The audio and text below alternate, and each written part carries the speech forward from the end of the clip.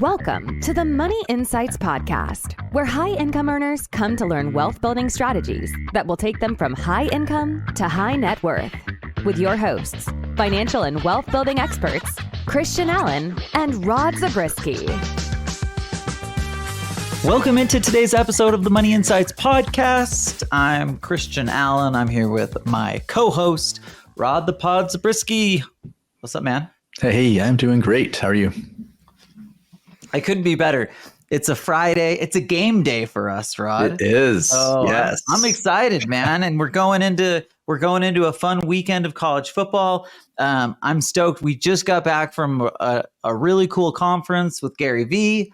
I'm feeling pretty good, man. How about you? You absolutely. Good? You good? Yeah. I already asked you first, didn't I? So, yep. Yeah. Okay. I'm going to the game, by the way. Oh, you are going to the game. I got season tickets this year. So. Oh, look at you go. Yeah. Man. That's what happens when you make the big bucks. Like, Rod, you can go see your favorite sports teams whenever you want. There you go.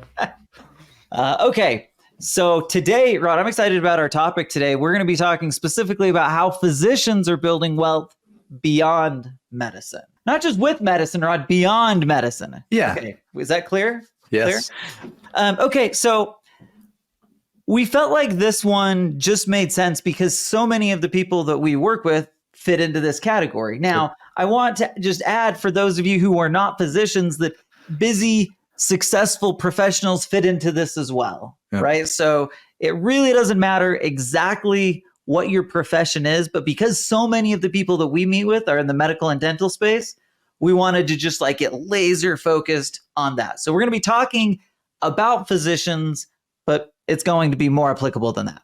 Okay, I want to start off, Rod, by talking about some of the major challenges that physicians face. Yep. Okay, so this reminds me, we wrote the book, Money Insights for Physicians. You remember? Man, we haven't promoted that in a while, but we have our ebook, Money Insights for Physicians, and it starts out with exactly this topic because it's such a critical starting point. One of the things that's unique and different about physicians is their starting point, right? Mm-hmm. And what has taken place in order to get to the point where they're actually starting to build. Okay, take us through some of the challenges, Rod. What are some of the challenges that physicians are facing when it comes to building wealth beyond medicine? Yeah, well, one of them is student debt. That is particularly a big one where it takes a lot of schooling to get there, and you can't have a side job while you're in medical school and doing your residency and all the different things. Yeah, so, it doesn't work very well. I shouldn't say you can't. We actually have clients who have done that. It's been insane. Anyway. You're saying they're in medical school or residency and running and then they're working at the gas station as well? Well, not the gas station, other medical things. Okay.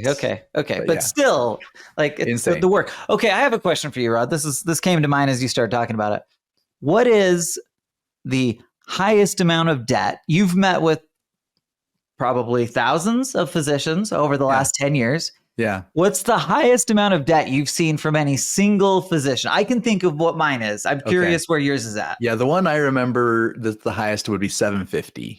Okay, that's the same one. I remember that one too. Okay, yeah. I remember thinking what in the world? It's pretty typical to see 250,000 or three. That's pretty common, but seeing $500,000 or more, that's a little bit less common. And but I remember feeling for him on one side of it, he now had a great career path, and I don't know if he just lived high on the hog or what, but he didn't seem like that type of person. I don't really know the specifics of that medical school path enough to know what should be.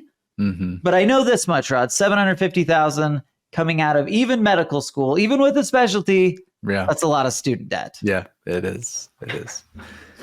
And he was literally creating a plan, long-term, 20-year plan for how he was going to take care of this. And by the way, in the end, part of it was debt forgiveness. Even after the 20 years, it wasn't a matter of just I'll get it all paid down. Nope. The intention was never to pay it down. He was going to use the debt forgiveness program, and you know what? If it's there and it works for you, then good on him. Okay, So, do you have anything else to add on student debt? Like, it's obviously can be a really crushing burden, especially when you're young and you haven't made money. It's a little bit daunting to get into your working world. Even if you're suddenly making a couple $100,000, you're like, okay, well, I need to live and figure out how to pay this down, and it can just be difficult, and it makes it harder to like start thinking about wealth building, right? Yeah. So the one other thing that comes to mind is just the relief that people have. So when we're talking with them, they're like, okay, I paid off my debt. The student debt is gone. And just that like burden is gone. It's lifted.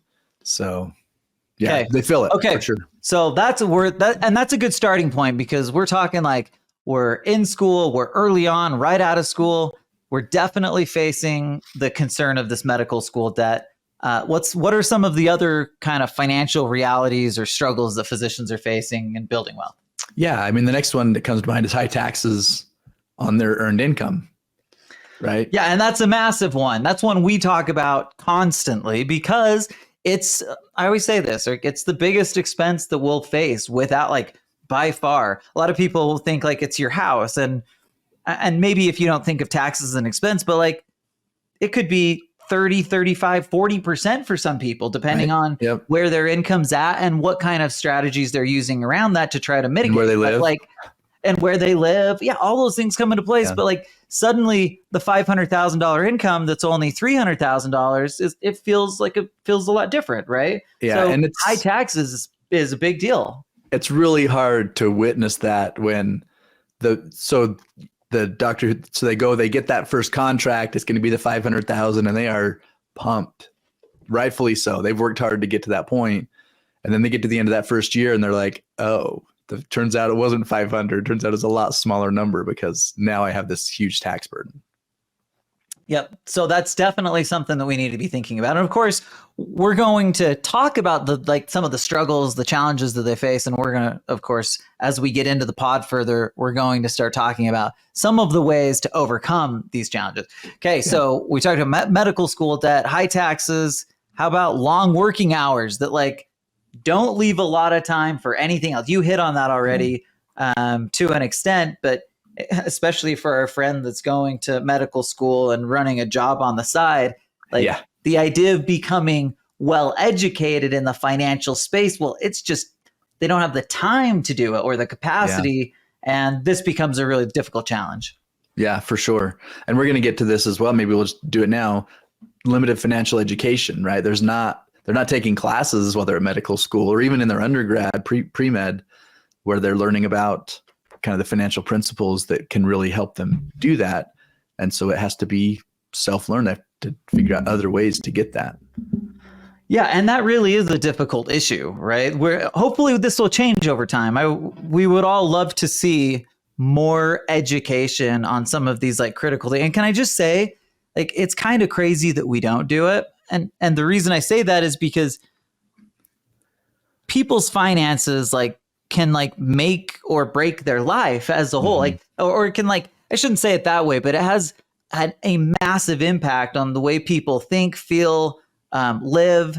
And, and so like to think that we're not spending enough time and energy learning how to do that in the most effective ways, to think that it's not inside of our education system is kind of crazy. Yeah. Right. So anyway, but that's absolutely a problem. So physicians, you're on your own to figure out how this stuff works outside of it.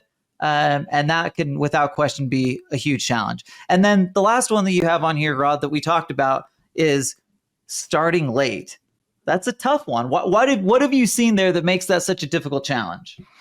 I mean, when you compare them to other people out there who got into their first job at 24, right? Even after college, even if they did an advanced degree and now, 24, 25, they're starting their career. Well, a lot of the physicians, it's more like early to mid 30s.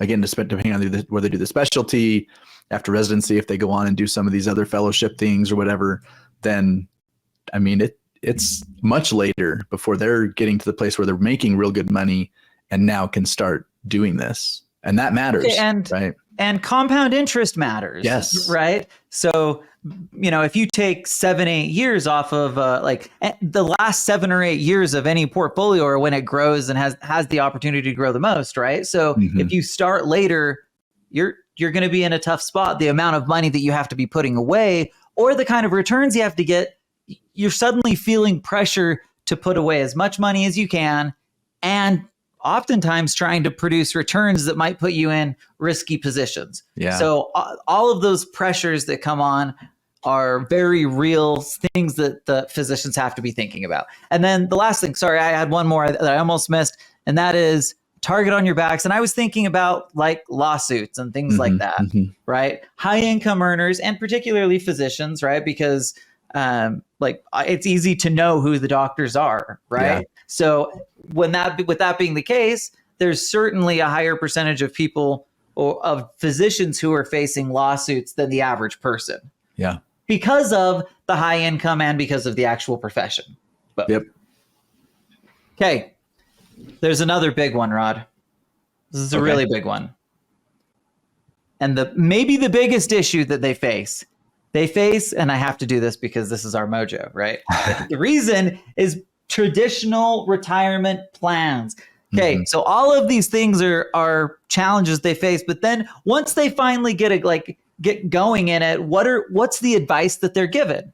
They're given, hey, start putting money in your 401ks and IRAs, and that's like the very strong bulk of it. And from everybody, like I even think about like the white coat investor, he's talking about maxing out 401k IRAs and those types of things, and not understanding, at least from my perspective, not understanding the value of diversifying into the alternative space. Now, I always tell people like there's room for most financial vehicles. And so while we're advocates for alternative investing, we believe in using traditional investments where it makes sense. Yeah. The problem is, and we've talked about this, is that there's an over-reliance on that traditional side. And so we're trying to help people make that flow. And what we've seen is that physicians who are able to make that transition and at least get some of their assets growing in a different style, a different way, like when that happens, they're just so much better off, both in the short term and especially in the long term. And Absolutely. We're going to talk about why here in just a couple of minutes. Yeah. Okay. So that's to me, that's the biggest issue, Rod. What do you think? Yeah, I agree. And even beyond the 401k IRAs they're saying, well, I want to put more aside than I can put into those places. Well, still they go to a brokerage account, right? Find someone, hey, here's my money, manage it for me. I'll come back in 20 years when I'm ready to retire and see how we did. Okay, so now that we've talked about the challenges that physicians are facing, let's get into the game changer. We're going to talk about why real estate is an absolute game changer for physicians. And Rod, I want to kick it off by turning it over to you to talk about like the experience. You're with people day in and day out. You're seeing just kind of the difference that it makes in the portfolios that have real estate versus the ones that don't. Mm-hmm. Talk about why real estate is a game changer and kind of what you're seeing out there with physicians. Yeah, I mean, the first place to start is passive income. There are a lot of different ways to invest in real estate. So to begin with, often when we mention real estate initially, people think about, oh, that means I have to go buy a rental property and manage it and do all this, or get a property manager, but that's going to be expensive and whatever. Well, the response is that that's not the only way to go, right? There are a lot of ways that you can invest in real estate where you don't have to take that day-to-day ownership of the property. In fact, in a lot of cases, you're better off not doing that. Leave it to the pros, right? People who know what they're doing.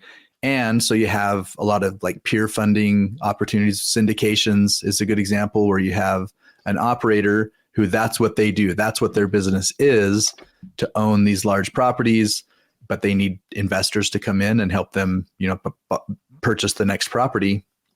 And so you can be one of those. They call it a limited partner. You just come in and you pitch in. Often the minimums are 25 to 50,000, sometimes 100,000, but you put in your portion and that goes in, and then it creates some passive income coming back to you, right? Based on that portion of your investment. So, okay, so you're saying then, Rod, what I'm hearing you say is if you're the physicians that's listening and you're hearing and you're thinking to yourself like, okay, I already don't have enough time. I like the idea of quote unquote passive investing, but if that means that I've got to purchase, go figure out how to find properties myself, manage those, whatever, like, or even the next level, I still have to go find them and find a property manager if I'm doing that. If that feels daunting, what I hear you saying is that there's a lot of other options that you can go to. Yep. Yeah, exactly. And so that's what I say. So when you ask, okay, well, what am I seeing out there? That is probably the largest category inside of real estate where our busy professionals are investing.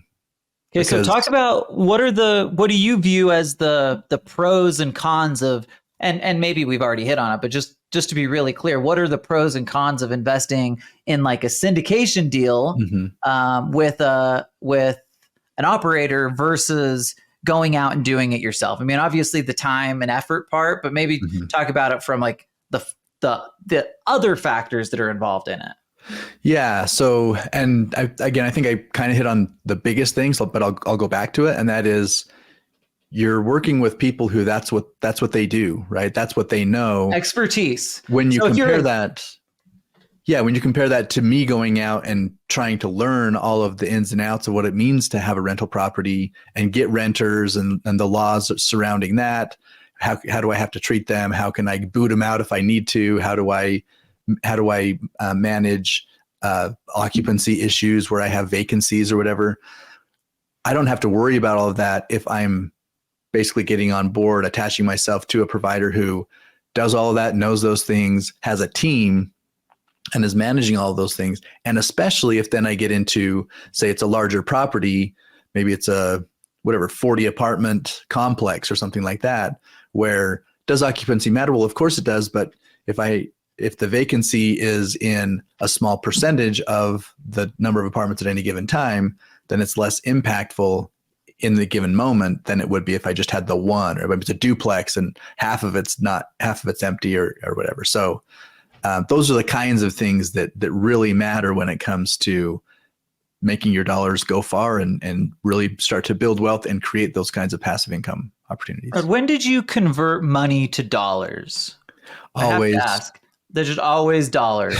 You always say dollars, and I'm like $3, $10. Like, how many dollars are we talking about when you say dollars? It could be any number. It could be. But in this case, I mean, hey, it's I put just my your syndication dollars in, money. So yeah, I put like $5 or $10 because usually when you talk about dollars, it's like low money. Typically, dollars are in the like. I know that the event like $1 million is still dollars, but usually when you just talk about dollars, it's like, here's $5. Well, if that's really getting you worked up, then you probably really love it when I talk about dollars and cents, because I mean, then it's really getting. I guess if you say, hey, like, I'm going to save up my cents, and like that's definitely going to be a problem. Okay. Yeah. So the thought that came to my mind though was that physicians probably can appreciate the value of expertise, right? Right. Like, there's a reason. Now, they don't go to school to become syndicate operators, right? Like, that's not how that works. They have to do it kind of through the hard knocks experience. And so, but again, the fact that you're finding people that have a track record of success, and again, if I'm thinking about physicians here, I'm like, hey, do I want to go to a surgeon that like knows what they're doing, that has a track record of doing it well, and maybe they spent time learning from a senior surgeon, and then they took over being able to do it. And so they have these years of experience and knowledge that suddenly makes me feel good about that. Well, that it's a lot easier to hand my money to a situation where I know I'm giving it to somebody with like genuine expertise. Now, there are a lot of imposters. There's a lot of imposters out there. So you genuinely have to be careful. It's a really powerful way to go. And there's a lot of really great operators, but there's also some imposters. And so you just have to do a little bit of due diligence and work with people that, have a track record. Yeah. Okay. So passive income, that's a big one, Rod. The next one that we want to talk about is tax benefits. Like, again, we talk about it constantly. Why in the world do we talk about tax benefits and real estate together so much? You're already making a high income, And when you add to that income, this passive income we've been talking about, or returns, whatever, like liquidity events when the property sells, wherever, you get a large chunk that comes back to you. And we don't want to, number one, we don't want to compound a tax problem. So we want to bring tax solutions to the table. But in some cases, you can actually take those tax benefits on the passive income side and count them against your active income. Now, not everybody can do that. I don't want to present it like that's the case. But the point is that when you invest in real estate, it comes with natural opportunities to save on your taxes, right? So, and this is just, the government wants to incentivize us to do the kinds of things that they want to have happen. Well, they want housing. So they give tax benefits if you invest in real estate. Yeah, and they're significant. Right. There are things that we obviously talk about: depreciation, bonus depreciation, cost segregation analysis, all tools to create really significant tax savings while I'm purchasing my real estate and allowing it to grow. Okay, Rod, I want to talk about examples. Just who can you think of? Like, again, you're out there in the field day in and day out. Share with us an example or two of somebody that you've seen be able to make a real difference in their world just by adding that real estate piece and letting it be the game changer for them. Yeah. So I'll let's first one that's called Dr. Stanley. So Dr. Stanley has. Hold up, Dr. Stanley. I have never heard of any. Do we have anybody that's named Dr. Okay, this must be a fake name, Rod. I'm calling you out. Yeah, that's why I used it. I knew it was. I didn't want anyone to get messed up and think I was talking about anyone in particular. Okay, Dr. Stanley. But to be clear, this is someone in particular. Yeah.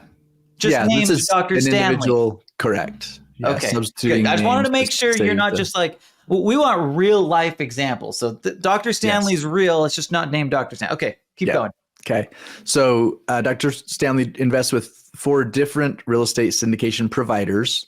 So again, going back to this, the principles of diversification and, risk profiles, like making sure that you're kind of mixing it up a little bit. So with those providers, he invests in multifamily, in self-storage, and car washes. Okay. Yeah. So pretty diverse inside of the, real estate space specifically. Yeah. And some of them are, when they invest with, XYZ providers, some of them are like individual properties that he gets into with as a syndication, as a limited partner. Some of them are funds, like especially on the car washes. It's not like an individual car wash. It's a group of car washes across. So it's inside of a syndication type setting that they're doing. They call that a fund when they group the properties together like that. Okay. Yep. I'm with you. And some of the individual investments that Dr. Stanley has made are more cash flow heavy. So just the way that the syndicator puts it together means that what he gets back in return is more about cash flow on a quarterly basis that comes back. But some of them are not as cash flow friendly because they might be new builds or heavy in a remodel or something like that. So the money that goes in up front has to be used and it takes time to get to the point where now they can turn around and start creating the cash flow. And so, but there's a mix. That's the point, is that he has a mix of those different types of investments so that. Okay. So I have a couple questions about Dr. Stanley. First, about how old is Dr. Stanley? Late 40s. Okay. So and when did Dr. Stanley start to make a transition from maybe just being in the traditional space to doing more in alternative investing? About 10 years. Okay. Yeah. So he's got they have like a strong base. They've been doing it for a long time. What do you think? This is hard because it's not like people, when they stop investing as much in the traditional stuff and start in the alternative, they don't make a chart that says like, here's where I was exactly at this point going. But I think at least anecdotally, we've seen evidence to suggest that going and building the real estate side of it makes a massive difference. Just to see and again, I don't have an exact number here, but I would dare say I'd be confident in saying that his net worth is significantly higher because of investing in the real estate. And I mean, the last decade has been an incredible time to invest in real estate. So Yeah. I'm certain that's the case. But anyway, just kind of thoughts on that. I think we can speak of it in terms of maybe like average return. So if you said, okay, over the that's a same good way to think of 10-year it. time frame, the money that he kept in the market, what was the average return on that? And again, the market's done pretty well also. Yeah, right? for sure. So, For sure. but again, then you're in mutual funds, some of it's equities, some of it's bonds, with some weird kind of things that have happened, obviously with the epidemic, and then here, a couple of years ago. So average return, and again, I'm going to ballpark it because I'm not looking at any statements or whatever, but I would say average return in the stock market's probably been around, at least 8 to 10%. Let's just go with 10. Yeah. Again, I because think it's been that's pretty totally strong. fair. I think 10 is a reasonable number. It'd be if you were consistently invested in the market over the last decade, you produced a 10% plus return. Yeah. And then but then on the real estate side with these different syndications, probably on average around 18 to 20. Yeah. And that's huge. And again, 18 to 20 plus tax benefits. Correct. Right. Yeah. That I can't get when I invest in a brokerage account. I just don't have the access to that. I get some tax benefit potentially when I defer money, like when I put money in a 401k or an IRA. Mm-hmm. But I say potentially because we might not. We don't know yet. Tax benefit. Yeah. We're putting it there with the hope and expectation that there's going to be a tax benefit. But again, if you just do the math, it's hard to believe that they're like, okay, if I'm 35 years old and I'm making a couple 250, 300,000, I'm like, okay, I've got to start putting money away into my 401k, right? Like, and if I do that for the next 30, 40 years, chances are I'm going to be able to build up enough to create a couple $100,000 income, except now it's all just going to be taxable. Yeah. Like, so you're literally kicking the can down the road, potentially to pay even more in tax.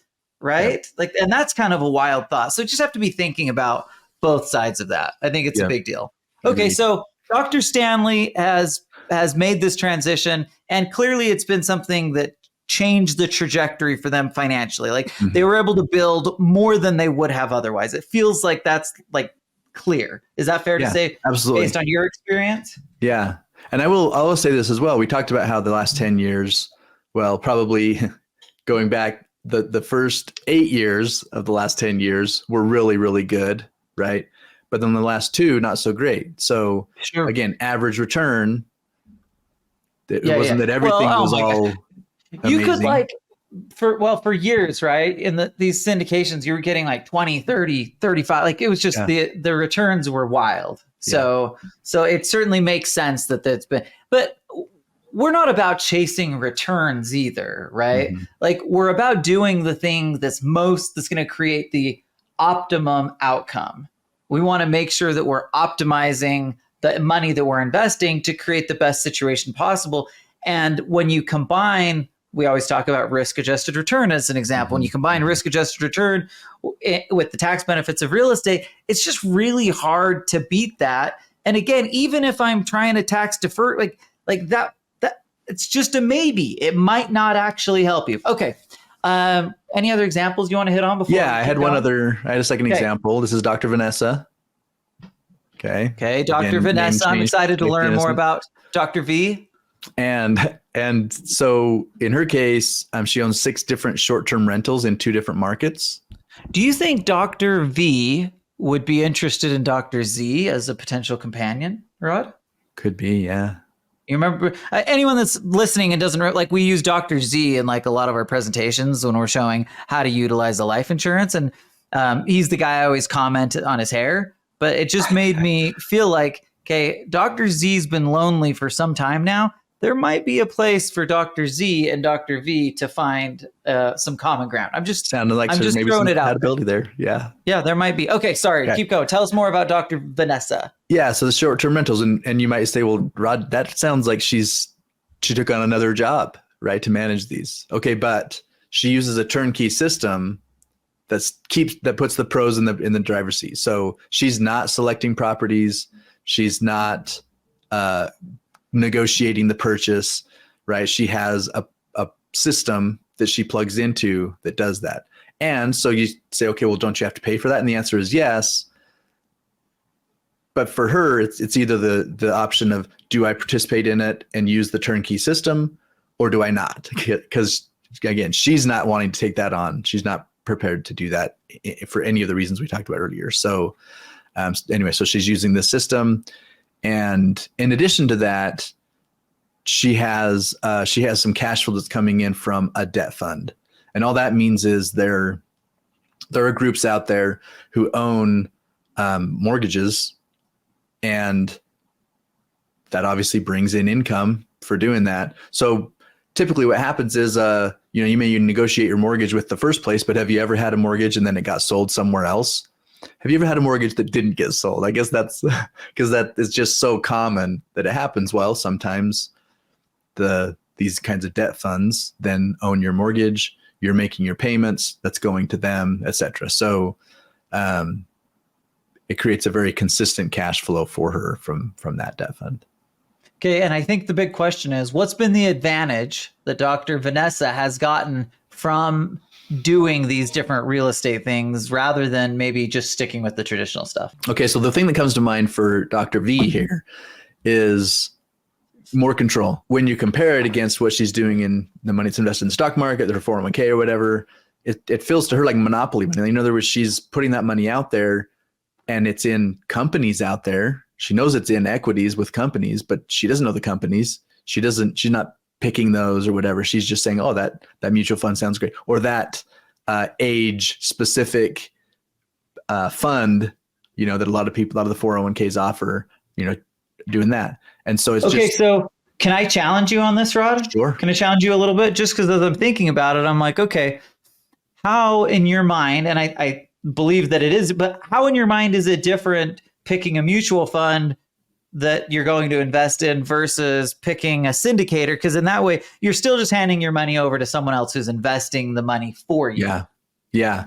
So you're being more, in this case, it's more intentional in the way that you do the picking, right? Yeah. So, you're still getting some other core benefits, right? Like the tax benefit element is a very different element that you're getting by doing that. But I guess I was just kind of thinking from a pacificity standpoint. Mm-hmm. Is that even a word? Is that a word? I don't think so, but we'll. Okay. Anyway, okay. So bottom line though, Dr. Vanessa, she owns different properties. She's been able to build a pretty impressive portfolio. And from your standpoint, it's made a big difference in allowing her to continue to grow her wealth exponentially. Is that fair? Yes. Yep. That is fair.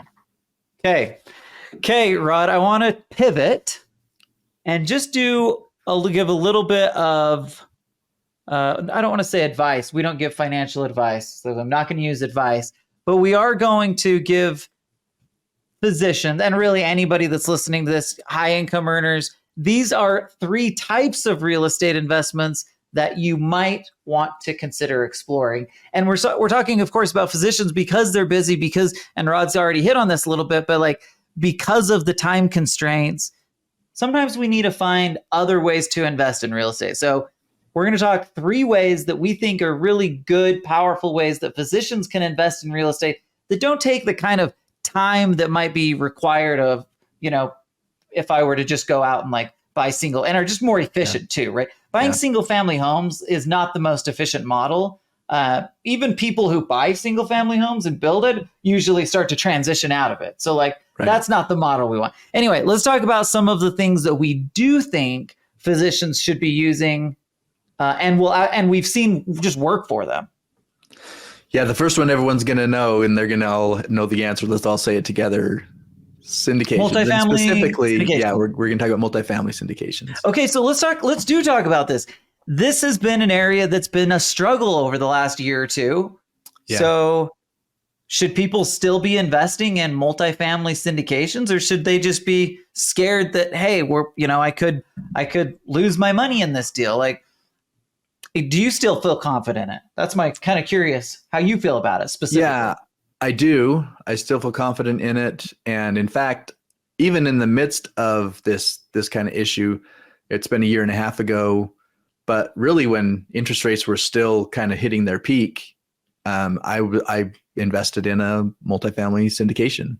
So, and so now, especially now with interest rates now starting to go back down, things looking a little better, I think there are going to be more opportunities that are popping up for us to get back in and do that. So, and I think that addresses a really key issue here, because we don't invest in alternative assets because they're 100% safe and we know exactly what we're going to get and there's no risk and all this kind of stuff, right? There still is risk. You just have to get in, understand it, and be diversified. You don't want to have all of your eggs in that one basket. If you put everything into multifamily syndications and then the last couple of years happens, then you're in more trouble than you would be if you had done some more into some of the other stuff we talked about earlier with still syndications, but car washes and self-storage or whatever, right? You're killing me, Rod. You're giving away our list here. You're giving away our list. Okay, so multifamily real estate has been a really good one. Here's my advice on this. When people are getting fearful about investing is oftentimes when the most opportunistic people win big. Mm-hmm. So I would say there's always an opportunity to be investing. And so, like, I know I threw it out there, like, should people be fearful?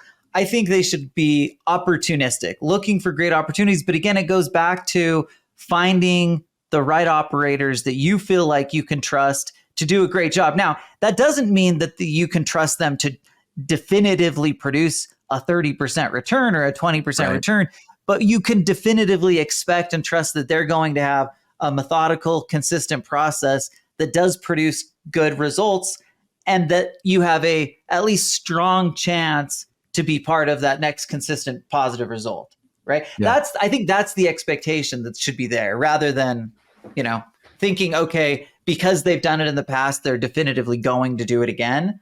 That can be a little bit scary, because then suddenly you're getting, starstruck by returns over the last 10 years when just a lot of people were able to do really, really well, right? Yeah. So multifamily syndications, that's the first one. We talked a little bit about why. The next one we have on our list is short-term rentals. Why are short-term rentals something that physicians might want to consider? Yeah, I mean, this is one where we talked earlier about how there are different models and some are more cash flow friendly, et cetera. Well, this is one of those that is more cash flow friendly. So it isn't always necessarily consistent, like month to month, you may not get the exact same cash flow, but the fact that if you're, again, working with a good provider, you're in a good market, you get people coming and staying at your places, you're going to have that kind of cash flow. Okay, so typically when people do when people do short-term rentals, though, that is quite a bit of work, right? I mean, and especially it's a lot of work if we're thinking about like managing the entire process. So let's talk about that in a second. But typically, let's just talk about the typical situation versus what we're actually recommending people consider here. Mm-hmm. When I typically do a STR, I find the property. I'm finding the people to stay in the property, and by the way, I'm getting the returns or all the income that comes off of that. Yeah. And it can be. It's one of the more efficient real estate investments, just because the profitability on it can be so high, right? Mm-hmm. However, it's also probably the one that takes the most effort, because it's even harder than finding a renter who's just going to stay there for a year or two. Mm-hmm. Here, I've got to be finding people consistently, bringing people in and out, making sure I'm cleaning the unit. Like, all those things have to happen, right? So I guess the question, Rod, for me as a physician listening to this is, why in the world, with the little time that I have, would I consider short-term rentals? So based on the way you just described it, if you are taking that on, we talked earlier about how there are additional tax benefits that can come to where you can take passive losses from the real estate, the kind of tax benefits we talked about earlier, and count that against your active income. And again, it assumes that you are managed, or someone is managing the property. So in this case, a lot of times what happens is you have the physician's spouse who goes in and spends that time to manage it. But by doing so, the tax benefits kind of go to that next level. Okay, but this is big, Rod. So what you said and I'm going to back up here because I thought you were going to say if you're doing it that way, you shouldn't be. But that's not what you're saying. Now you're getting into like a specific tax strategy, right? Yep. A tax strategy like I think David Perez talked about this at the virtual summit. He talked about how short-term rentals can be this kind of really, like you said, passive income. Sorry, yep, passive income, passive losses against active income. Gosh, that's quite the I don't know what the word is, but I'm having a hard time spitting it out, just like you were.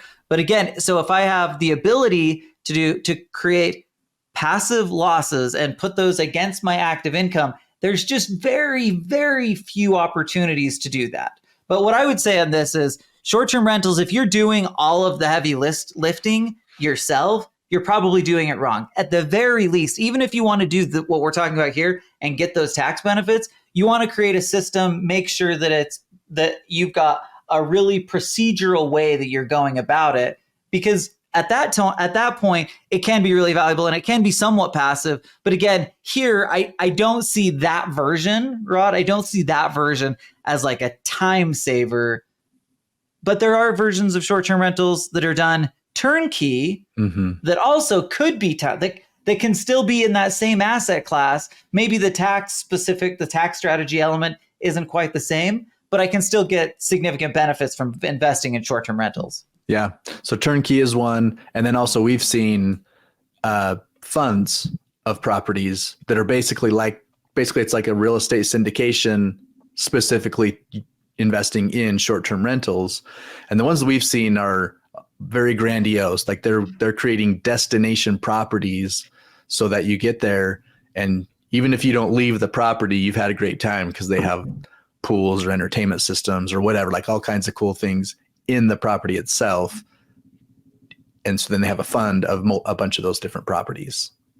Yeah, and that can be powerful. So like if you're a physician that's maybe more mature in your career, you've gotten to a place where you're not working 80 hours a week, then using this STR strategy from a tax standpoint is incredibly powerful. Because again, there's only a couple of places that I can't say it, passive losses against active income. Like that doesn't happen. And the one I know of is this, and basically real estate professional status, right? Yeah. Those are your options. And for most people, real estate professional status is just not a legitimate possibility because you're having to spend so much time in that space that it's not realistic for most people. But this is the tax strategy that absolutely could be realistic. You have to put a little effort to structure it, to put it in place the right way. But you might find, you very well could find that just those incredible tax benefits and the return that you're getting inside the STR is worth having to spend a little bit of extra time to create the processes and systems to make it run and make it as passive as possible. Okay, Rod, talk really quick about self-storage, and then we'll get ready to wrap things up here. Yeah, self-storage is an interesting one because it has been uber consistent. So where even though with high interest rates and different things that we've seen with the pandemic, what's interesting is those things, if anything, have created more demand for self-storage, right? So you think about it, high interest rates are going higher. More people have to maybe downsize in their living quarters, or young couples moving back and living with their parents or whatever. Well, they have to put their stuff somewhere. Where are they going to put it? Well, in self-storage, right?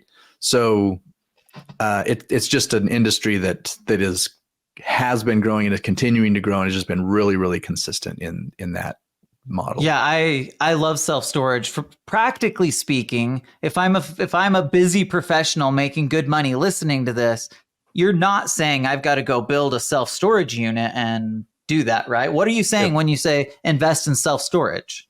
Yeah, so similar to what we talked about on the short-term rentals, there are syndications out there that you can get involved with, and really funds, because in a lot of cases, it can be an individual property. You could go and say, hey, I like the idea of investing in an individual property when I'm doing this, but a lot of them will group a bunch of properties together and offer the investment in a fund of properties. Yep. Okay, Rod, before we close things up, I just want to revisit really quickly the promise that we made that we were going to give some ideas, some advice on how physicians, how busy professionals can overcome some of those challenges that they face. Here's a couple of them that come to my mind. One of them is leveraging debt, right? Leverage is so powerful and it can help us overcome some of the time elements, right? So as an example, if I'm a busy physician and now I can go in and I can use leverage to invest, I'm able to create better returns as a whole. And suddenly I can make up some of the time that I lost by having to start late or having more debt. So that's one Absolutely. I think that is really big that comes to my mind. And then the other things are just like these investment styles, making sure I'm in turnkey investments. I go to syndications. I'm starting out, especially with things that take very little time, but still have the high return capability and the tax benefits. Well, and of course, are passive. And all of the things that we've talked about, all those three things are very much can fit into that category. Again, you have to make sure you're going the right route with them. But as long as you do that, they can absolutely fit in the right category. Rod, is there anything else that you wanted to hit on before we close up for today? No, I think we've nailed it all. Okay, thanks everybody for hanging out with us today, and we'll see you next week. Thank you for listening to the Money Insights Podcast. To learn more about the financial and business strategies discussed in this show, please visit moneyinsights.net. The views and opinions expressed on the Money Insights Podcast are not intended to be individual financial, tax, or legal advice. Always consult with the appropriate advisor before making financial decisions. And if you're enjoying the show, please feel free to rate, subscribe, and leave a review wherever you listen to your podcasts. This will help others find the show and learn wealth building strategies for themselves. Thanks again for tuning in, and we'll catch you in the next episode.